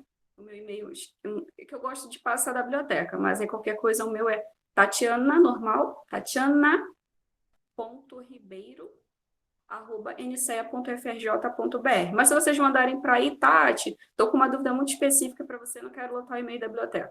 Que aí, normalização, eu já fico lá no meu institucional. Como a Raquel já tinha falado, as nossas redes sociais, a gente tem lá o Face, tem o nosso Instagram, e aí era isso. Muito obrigada, pessoal. E dúvidas? Pessoal, se vocês tiverem, agradecer muito aí a fala da Tatiana e também da Raquel, agradecer a presença, e agora a gente está aberto para as perguntas de vocês. E vocês fiquem à vontade, a gente estava tentando verificar no chat, mas se vocês tiverem alguma pergunta que não tenham possibilidade de abrir o microfone, podem digitar, senão vocês só nos avisam que a gente passa a palavra para vocês. Alguma pergunta, alguma curiosidade aí em relação a toda a parte que elas explicaram, em relação ao portal, em relação às normas? Eu vou começar a fazer uma pergunta para a Tatiana, enquanto o pessoal fica com coragem aí, que eu tenho umas alunas que estão fazendo trabalho de conclusão e elas querem colocar como referências algumas citações que são de jornais online, que é uma parte de contextualização, aí elas não sabiam exatamente como fazer, assim. Se tiver alguma dica de normalmente como está sendo feito esse tipo de citação, porque em geral é uma colocação de algumas citações até diretas que elas querem fazer, e é material online, então não tem página, não tem nada. Então, normalmente, o que a gente coloca? Se a gente coloca o editor da notícia. Então esse tipo de norma que elas acabaram não encontrando. Essa é uma pergunta que o pessoal faz muito pessoalmente, que as pessoas ficam assim, mas Tati, quando eu vou pegar de um site, como é que eu vou citar se não tem página? É muito usual isso. Eu falo que, basicamente, é a mesma coisa. Como é que funciona? Quando a senhora fala em jornal, é tipo, sei lá, New York Times ou jornal científico? Não é científica, é jornal mesmo, tipo portal do G1, esse tipo de referência. Sim. New York Times. Tá. Ali eu dei o exemplo do Dia, que é uma matéria de 2019. Então, o que poderia ser? Você coloca, sei lá, acessei hoje, 2020, mas aí você vai colocar que a matéria é de 2019, então ficaria alguma coisa como dia.2019. E a questão da página? A gente coloca, sei lá, ficaria assim, o dia 2019, vírgula, aí onde seria o espaço da página, a gente coloca assim, não paginado.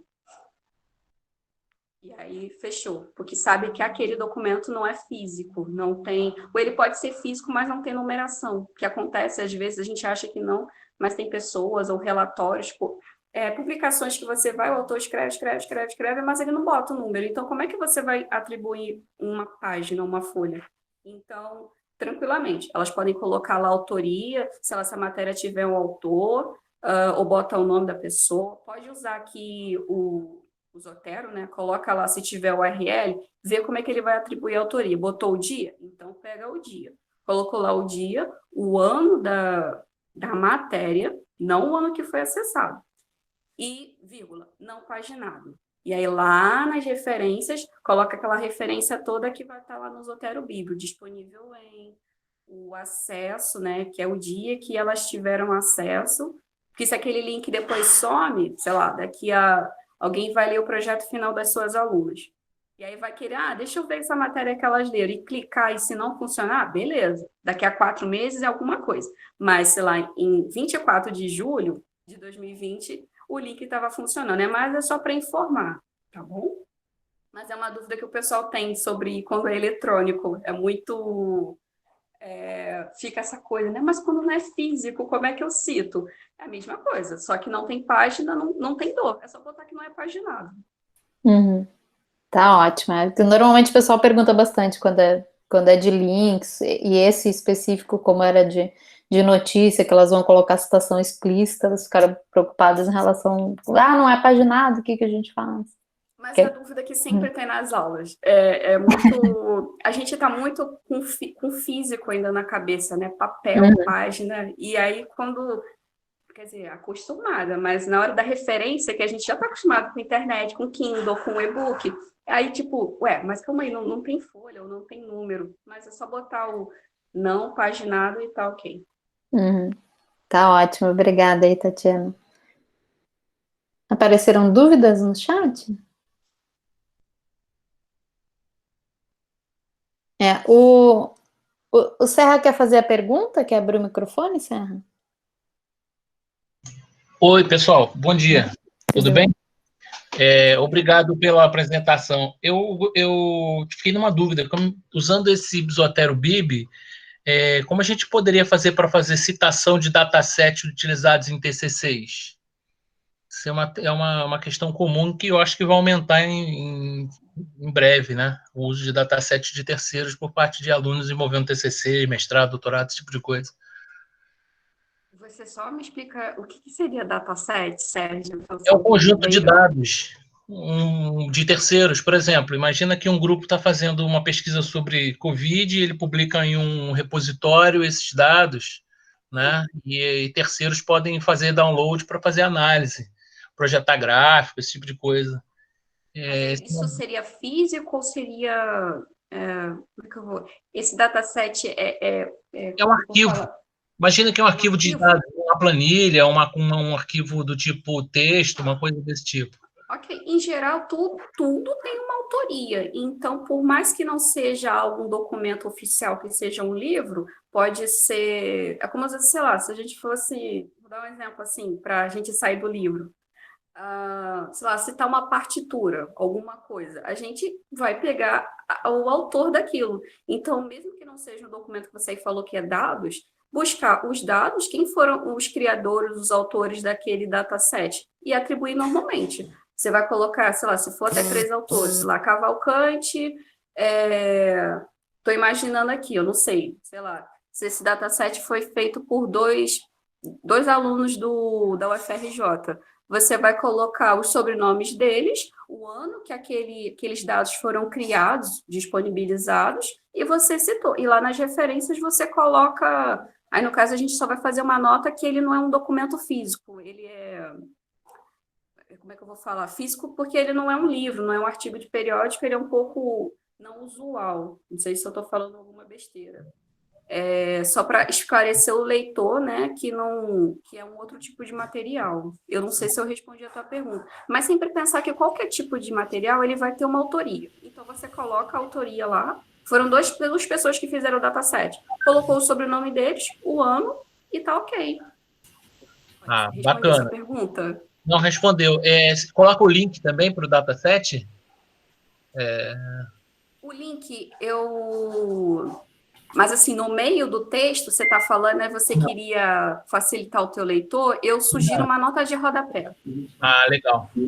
Porque aí você não mistura o teu texto. Sei lá, você está falando de alguma coisa, mas você não quer o link aqui. Então, você coloca um númerozinho aqui, umzinho, assim, sei lá, para acessar o dataset dos autores, URL. Eu acho que fica...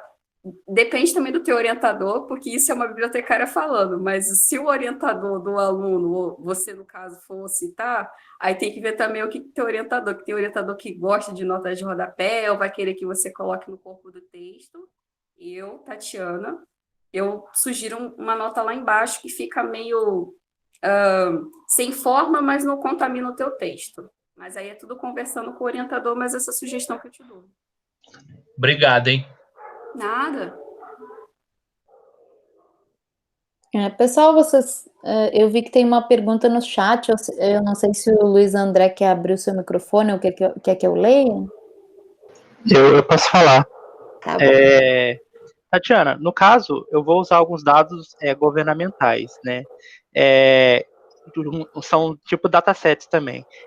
Eu menciono isso, eu falo do órgão, como é que fica em questão a esse tipo de... Sim. Você, no caso, foi o que eu falei com o Sérgio, vai procurar autoria. Sei lá, foi do Ministério, sei lá, de Ciência e Tecnologia. Aí você vai colocar lá, Ministério de Ciência e Tecnologia. Eu não sei se isso, se esses datasets, eles colocam, você falou que é do governo, mas aí você procura a autoria, qual foi o órgão que criou, que, né, disponibilizou, criou, coletou esses dados, e aí você vai fazer autoria para esse órgão. Pode ser o Ministério, pode ser a Secretaria de Direito, sei lá, de Segurança da Informação. E aí você vai pegar esse órgão grande e ao invés de ser um nome como Campos, Ribeiro ou Seu Tavares, vai ser a gente chama de entidade coletiva, que no caso, Ministério da Ciência e Tecnologia, Secretaria de Cultura, agora não estou lembrando, sei lá, Federação, Sociedade Brasileira de Computação, que são entidades. E aí você vai procurar esse seu dataset, ele foi de que órgão? Você sabe qual é o órgão seu? Sim, é Senado Federal. Ok.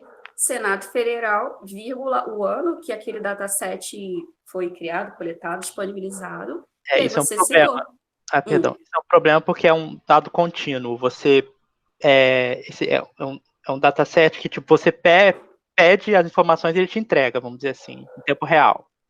Então não tem data de início, quer dizer, pode ter uma data de início, mas é algo contínuo. Então, como é que eu colocaria no dia que foi criada esse meio de comunicação? Eu colocaria o dia que você teve acesso a isso. Entendi. Assim, não sei se o Senado começou esses dados em 2016, estou chutando. Mas peraí, vou botar 2016, mas aí você teve acesso. Então, tem que ver também, porque às vezes, em alguns locais tem data. Então, pega o que você coletou. Se você viu, tem algum número lá, 2017, 18, 16, pega aquele, porque em tese, se o Senado Federal disponibilizou em algum momento, ou tem uma data, ou foi a data que você teve acesso. Então, se preocupa também na tela, ou nessas informações que eu não sei muito bem, sou leiga nesse assunto, se eles colocam quando eles disponibilizaram aquilo, ou o momento que você acessou. Entendi, Não sei se eu obrigado. te respondi. Nada. Sim, ajudou. Qualquer coisa, manda lá um e-mail para a gente, se tiverem outras dúvidas. Eu acho que nesse caso, o ideal seria a data de disponibilização desse material realizada, porque aí fica mais fácil para ele, porque ele vai ter um ano corrente.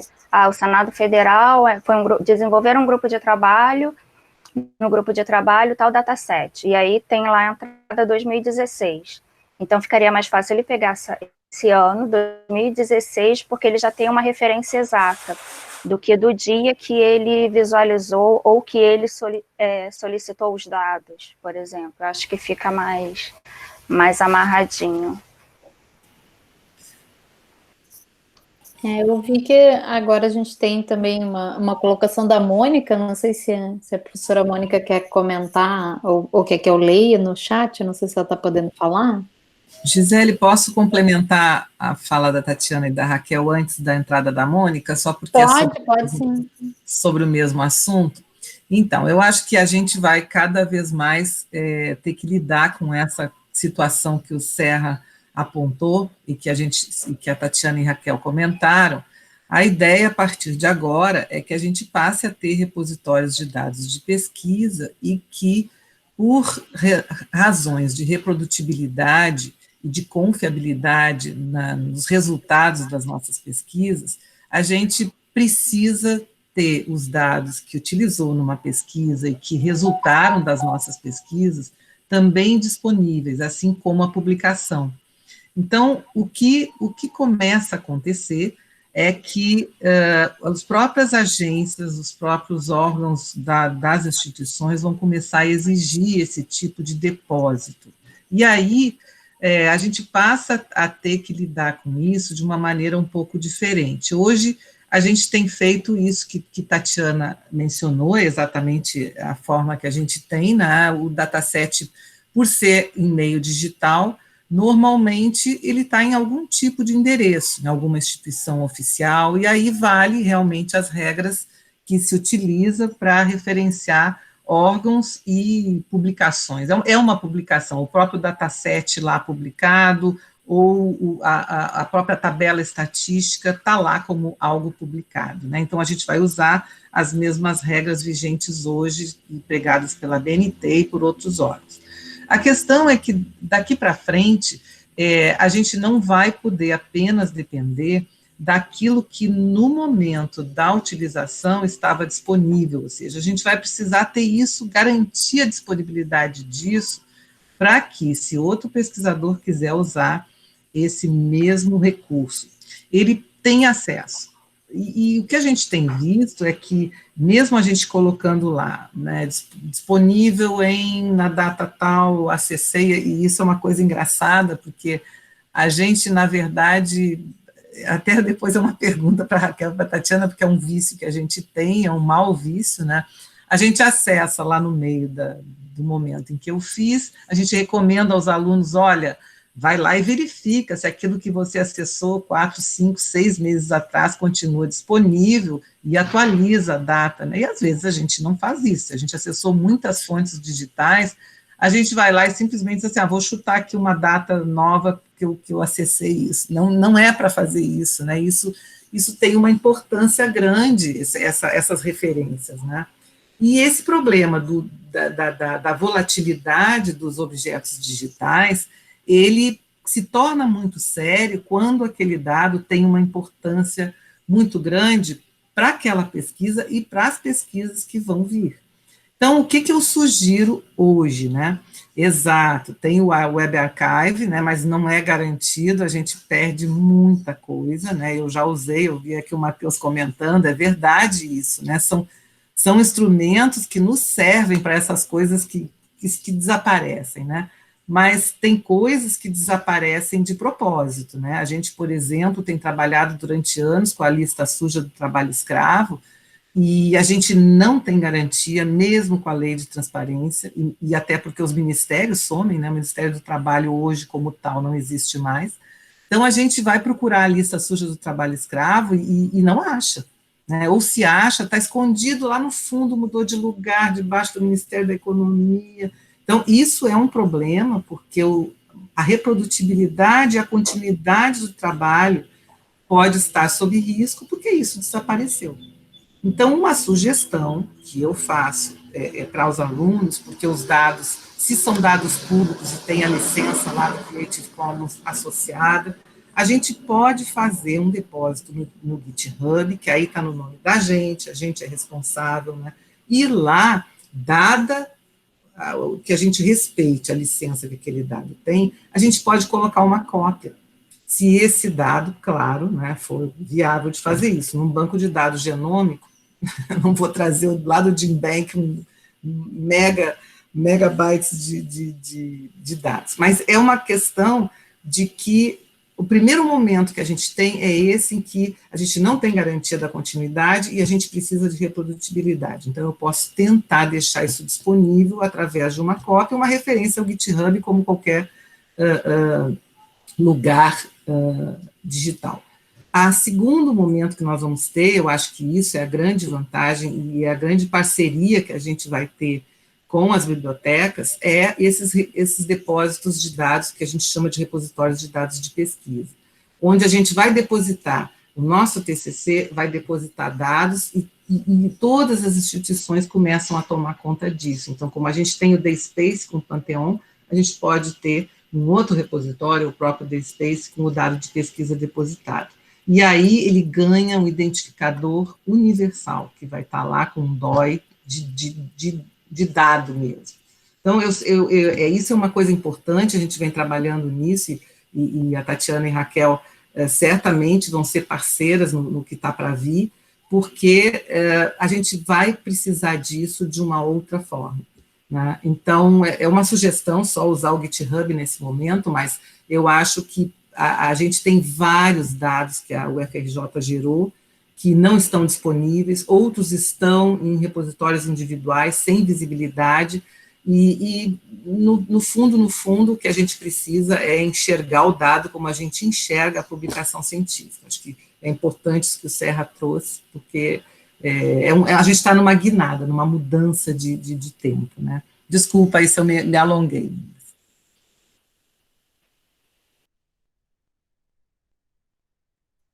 Não sei se Raquel e Tatiana querem comentar alguma coisa em relação ao que a Luísa comentou. Quer falar, Raquel? Pronto, habilitei. A colocação da professora Maria Luísa é bastante relevante. Realmente, a gente está vindo com novas ferramentas, novas formas de dados, e nós, enquanto bibliotecários, vamos ter que nos aperfeiçoar também para ver em relação a esse tipo de normalização essas referências, como serão feitas essas citações, é toda uma novidade para a gente. E o repositório é o caminho ideal, porque é uma forma de você não perder a informação. Então, a professora Maria Luísa deu essa dica de trazer essa documentação, lógico, respeitando toda essa questão os direitos, né, do outro órgão, mas eu acho que é exatamente isso, e a biblioteca está aqui à disposição para a gente estar trabalhando em parceria e vendo qual é a melhor forma, mas eu acho que realmente é através dos repositórios, que é uma forma de não se perder, já que a gente não tem essa confiabilidade de um site na internet. Hoje ele está disponível, amanhã ele não pode estar mais. Na verdade, quando a gente faz a referência, colocando disponível em, acessado em, acesso em e a data, é puramente para a gente dar uma referência de que quando a gente, que naquela data estava disponível, mas não é uma garantia que ele vai continuar disponível. E no caso dos repositórios, não há esse problema, a gente pode estar direcionando para o repositório, porque ele vai estar lá, e não vai ter esse tipo de problema no acesso à informação, seja hoje, seja amanhã, não vai ter esse tipo de problema. Então, Mônica, não sei se agora a Mônica já pode falar. Sim, eu vi que a Mônica habilitou. Oi, já estamos te vendo, Mônica. Bom dia. Primeiro eu queria parabenizar aí Maria Luísa e Gisele por trazerem Raquel e Tatiana, muito importante aí, eu achei que ajudou muitíssimo, tem vários alunos meus assistindo, adorei a dica do Zotero Bibi, Tatiana, já anotei aqui. E eu queria que você comentasse um pouquinho sobre a coisa de outro idioma, né? Porque os alunos, com essa coisa da internacionalização e também para o aluno ter um alcance maior no trabalho que ele faz no TCC, geralmente eles perguntam se podem passar para inglês e tal. Eu queria que você falasse um pouquinho disso, tá? Ok. A questão dos projetos finais em outra língua, a gente não tem nenhuma objeção, acho que a única a questão que eu comento é a questão de pensar também no nosso território, né? Nas pessoas que têm o problema ainda da língua e como que palavras-chave a gente vai buscar esse trabalho, né?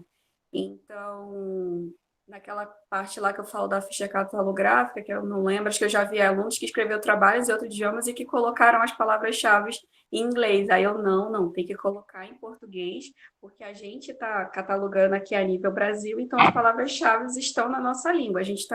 Nosso catálogo é conforme a nossa língua, né?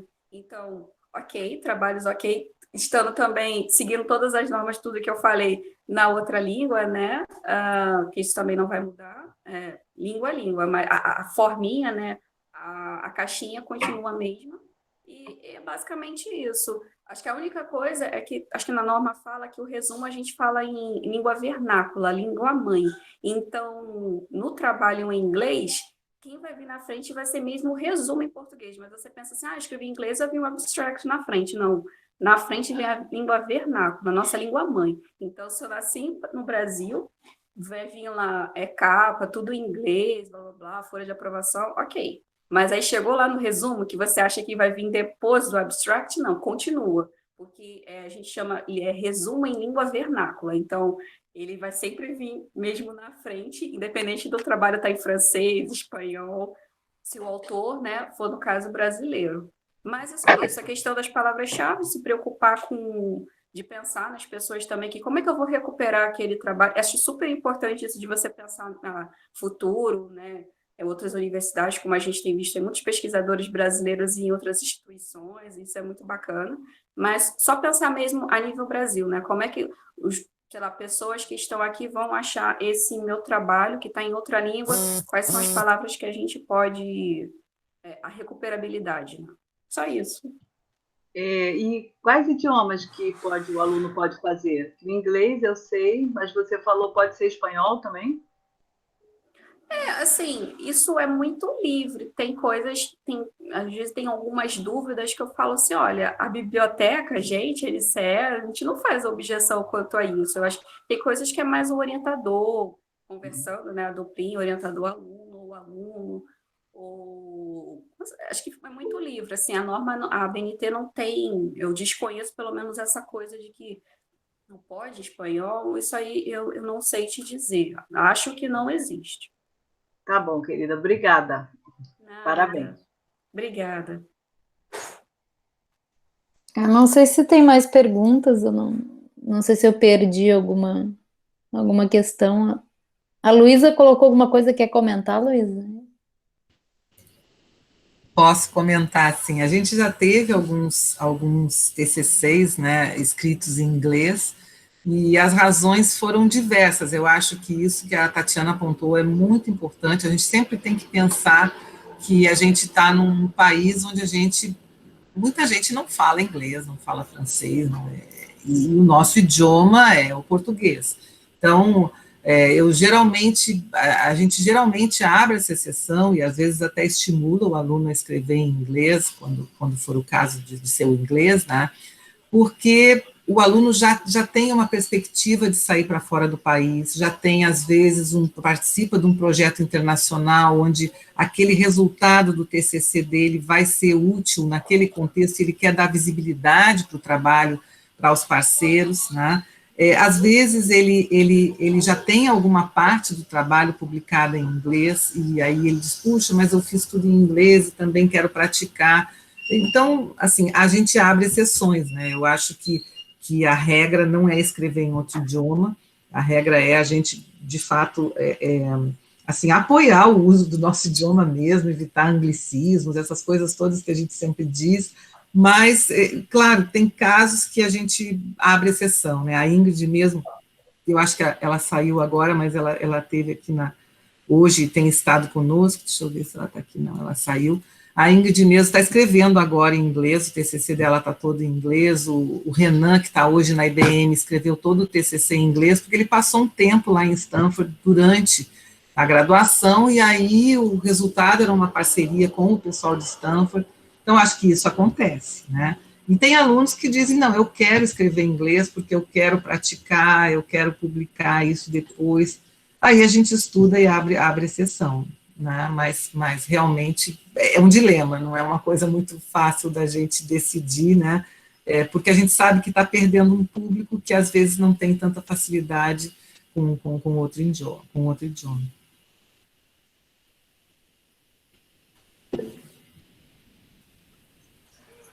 A Mônica apoiando aí. Concordo plenamente. Performance já existe, desempenho. Eu sempre digo, performance é assim, alguma coisa que entranha, e eu acho que os nossos dicionários têm alguns que têm sido extremamente assim, liberais, né, no sentido de aproveitar muitos e muitos anglicismos e incorporar no nosso idioma. Eu não sou contra isso, né? Eu não gosto de chamar Data Warehouse de armazém de dados, mas performance, por favor, eu acho que não perde nada em desempenho, da gente usar desempenho. E ontem teve uma discussão no Consune muito interessante, porque era o curso de desenho industrial da UFRJ pedindo para mudar de nome, para design. E aí foi uma discussão super rica, muito interessante, né, de ver os diferentes pontos de vista, e foi aprovado, mudou para design.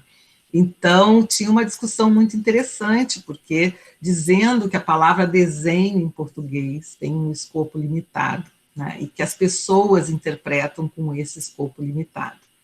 E que a palavra design na área já se tornou um clássico, com uma visão mais ampla, e que a palavra projeto também não é adequada, e aí o pessoal lá da engenharia atalhou discutindo isso. Então foi uma discussão muito legal, eu acho que assistir, né, Gisele, assistir às vezes, as reuniões do Consune são muito, tem discussões muito ricas, claro que tem outras que se desdobram, mas essa eu gostei muito, porque falava exatamente dessas questões do anglicismo. Imagina colocar um nome de um curso da UFRJ com uma parte em inglês. E aí a gente descobriu que já existia um. Já existia.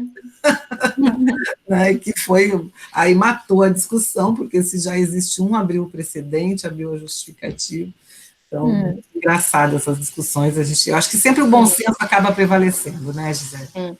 E na nossa área em especial, né, porque toda a parte de tecnologia, todas as nomenclaturas são em inglês, e a questão das próprias traduções, né, muitas vezes não há um consenso nas traduções dos termos, dentro da própria sub-área da computação, às vezes não há o consenso. Eu vi que alguns termos realmente são complicados, a parte de tradução. A gente sempre sugere. Exato. Eu acabo sugerindo muitas vezes, coloca a tradução em português, tenta usar o termo em português e coloca o original em inglês, para a pessoa saber exatamente da área lá, o que você está referenciando, qual foi a tradução escolhida lá, e tenta achar um autor que use a mesma tradução para citar. Exato, eu sempre alerto também os alunos de que sejam organizados na hora de escrever o TCC, né, optem por uma forma, né? Então, isso que Gisele disse, na primeira vez que apareceu o termo, por exemplo, aliás, é um termo polêmico, né, Gisele, dados conectados ou dados interligados, né? Por exemplo, coloco lá, dados conectados hoje são uma tendência na web semântica. Então, ali, dentro de dados conectados, eu coloco linked data, por exemplo, né? E aí, você não vai ficar alternando ao longo do seu texto, hora eu boto linked data, hora eu boto dados conectados, hora eu boto dados interligados, e se existe alguma polêmica em relação a isso, coloque uma notinha de rodapé explicando optamos, né, por tal, porque justifique. O importante é você ser consistente ao longo do seu texto, né? Não ficar mudando, e aí isso confunde o seu leitor. E, aliás, Gisele, eu vi que na nossa live lá, nós usamos dados conectados, dados interligados, exatamente porque...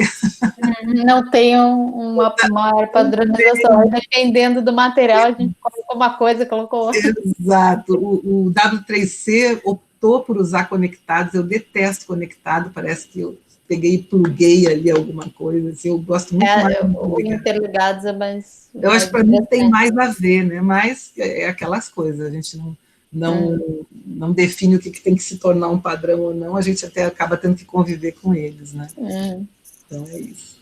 Não sei se tem mais alguma pergunta aí, pessoal, os alunos, tem alguma curiosidade aí em relação ao que foi discutido aqui na palestra de hoje?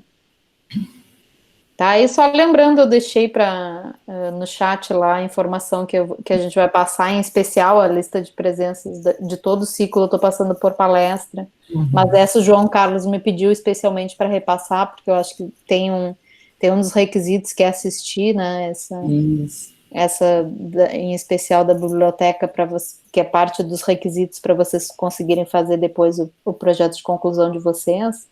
Então, não esqueçam de mandar o nome e o DRE de vocês, eu já anotei de todos que mandaram, mas se alguém esqueceu aí, não deixem de passar para nós no chat. Não sei se tem mais perguntas, acho que não, né? Aí, quer comentar alguma coisa, Luísa, que eu tinha visto que você tinha botado lá no chat, convite lá, se o pessoal que tiver sugestões, apesar da gente ter colocado que é a nossa última palestra palestra de encerramento. De qualquer forma, encerramento agora desse planejamento que a gente fez inicial, né? Isso. A gente está fechando com chave de ouro, né? Tem duas convidadas aqui que eu acho que são sempre parceiras, né?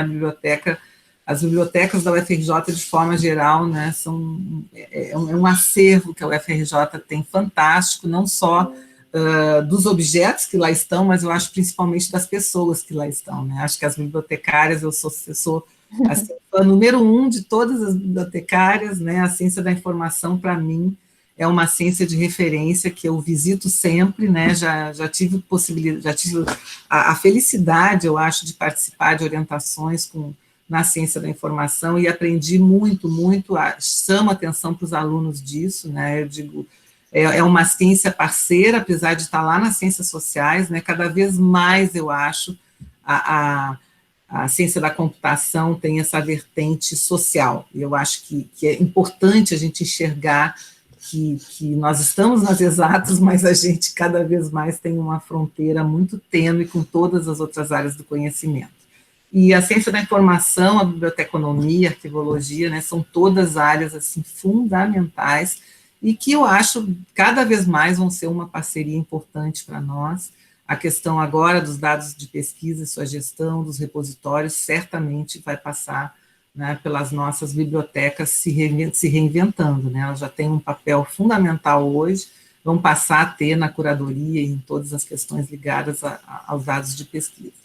Então, agradecer muito a Tatiana e a Raquel pela companhia, né, pela parceria aqui hoje e sempre, e dizer para os alunos isso, que a gente está aqui à disposição, se vocês tiverem sugestões de continuidade, a gente sabe que não esgotou o assunto, foi uma maneira da gente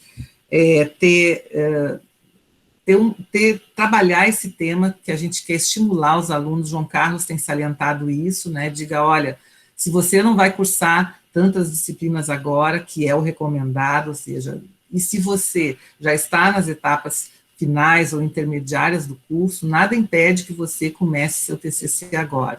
Então, procure os professores estão à disposição, fizeram aqui apresentações na semana passada, eu e Gisele também estamos, então estamos à disposição para a gente tirar dúvidas e apoiar qualquer iniciativa que vocês tenham de algum seminário a mais, né, mesmo que fora do ciclo, ou dando continuidade a ele. Né. Obrigada aí a Gisele, foi a nossa super parceria, né, eu adoro trabalhar com Gisele, porque ela toma conta do lado técnico, que eu já estou rateando sempre, né, né Gisele? Então, garantindo aí as nossas gravações e tudo que antecede, claro, os seminários acontecerem. Então, super obrigado também a Gisele pela parceria, obrigado a todos aí, retorno a ela e a Tatiana e a Raquel. Tatiana e Raquel, se quiserem nossas últimas palavras aí do ciclo de hoje, fiquem à vontade, mas já agradecendo muito a palestra de vocês e a oportunidade que a gente teve de conversar um pouco com vocês na manhã de hoje. Eu agradeço novamente a oportunidade de estar participando aqui com vocês, estar trazendo a biblioteca. Agradeço ao professor Gabriel pela oportunidade lá atrás, de ter acreditado na biblioteca e estar formando algumas parcerias com a gente, e colocando a biblioteca à disposição dos alunos, professores, servidores. Nesse momento, estamos trabalhando remotamente, entre em contato com a gente, e o que a gente puder ajudar, seja vocês, professores, no levantamento dos livros online, para poder as aulas à distância, fala com a gente, que a gente pode estar pesquisando na base Spring, ver se está disponível, a gente já coloca na base Minerva para facilitar. Enfim, é isso, apoiando sempre no andamento do curso da melhor forma possível, tá bom? Obrigada. Obrigada, Raquel. Eu agradeço também a participação aí da biblioteca nesse ciclo de palestras. Muito obrigada, professora Gisele, professora Maria Luísa, os coordenadores do Departamento de Ciência da Computação, os alunos que até agora, 11h59, estão aqui com a gente, nessa discussão aí, bem técnica para essa hora, mas sempre colocando a gente à disposição, pedindo para todo mundo aí se cuidar, que em breve a gente vai estar lá na biblioteca, sentado lá naquelas mesas, todo mundo pegando livro, com aquela interação que a gente sempre gosta. Mas, enquanto isso não acontece, a gente está aqui no híbrido, virtual ou não, pode contar com a gente. E eu vou disponibilizar a apresentação, vou mandar para o seu e-mail, tá, professora Gisele? E aí, se alguém Tá quiser ótimo. pegar os links, e agradeço aí imensamente a oportunidade, paciência, e muito obrigada. Obrigada, então, a todos aí que nos acompanharam nessa manhã de hoje. E só avisando, eu tinha colocado já pelo chat, eu deixei o link do YouTube, o canal no YouTube que foi criado para o Departamento de Ciência da Computação.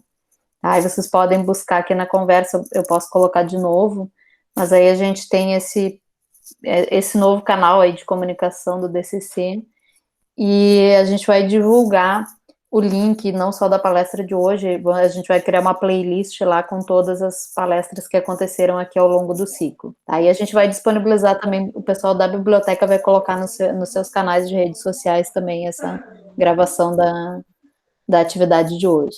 Então a gente agradece muito e espera contar com vocês em próximas oportunidades. Obrigada e até mais. Tchau, tchau. Obrigada. Tchau, tchau.